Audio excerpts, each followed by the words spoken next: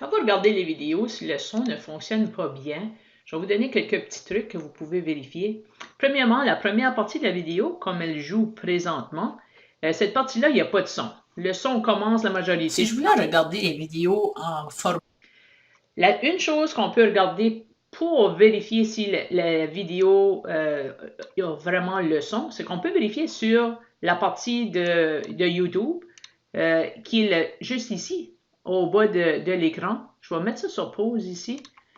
C'est ça, on peut vérifier ici, ça c'est le volume de la vidéo. Ça fait qu'on peut le glisser vers la gauche pour le mettre moins fort, ou puis ceci, ça veut dire que le son est complètement coupé. Ou on peut le glisser vers la droite pour le mettre plus fort. Ça fait que ça, c'est un endroit où on peut vérifier si le son est correct.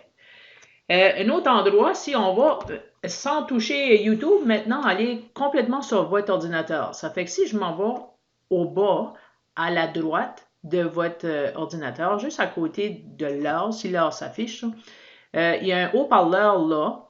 Si sur le haut-parleur, il y avait une barre comme, il y avait un X, OK? À côté, ça veut dire que le son est coupé sur votre haut-parleur ici. Ça fait que ça, il s'agit juste de cliquer sur la barre du volume ici. Puis le X va partir. Puis ensuite, il s'agit de contrôler le son avec cette barre ici.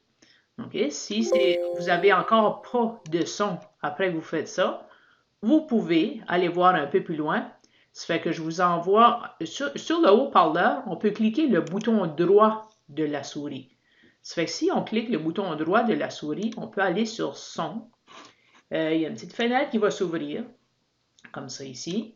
Puis, on peut aller sur le son, puis vérifier le son par défaut. C'est Windows, ça devrait être le son par défaut, devrait être le son de Windows.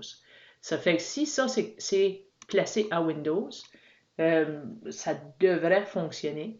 Ça fait que c'est juste un pas plus loin. Ça fait que je dirais, si ça ne fonctionne pas, là, il faudrait faire une demande d'aide technique à votre technicien.